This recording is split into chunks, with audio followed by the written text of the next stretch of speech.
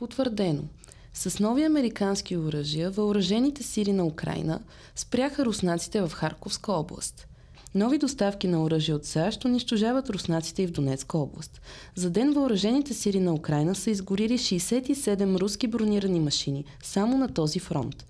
11 дни след началото на настъплението на руските войски в северната част на Харковска област, то към момента е преустановено.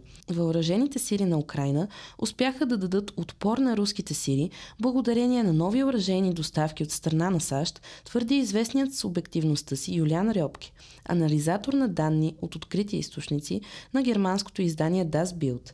По посока на село Липци, руските въоръжени сили остават в същите гранични села, които превзеха през първите 3 дни.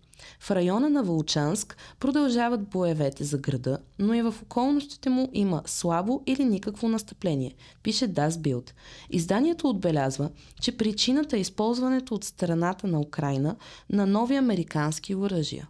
Въоръжените сили на Украйна активно използват бомби GLSDB Javelin, 155 мм артилерийски снаряди. Освен това, и на фронтовата линия в Донецка област са пристигнали и оръжия от САЩ, отбелязва Das Bild.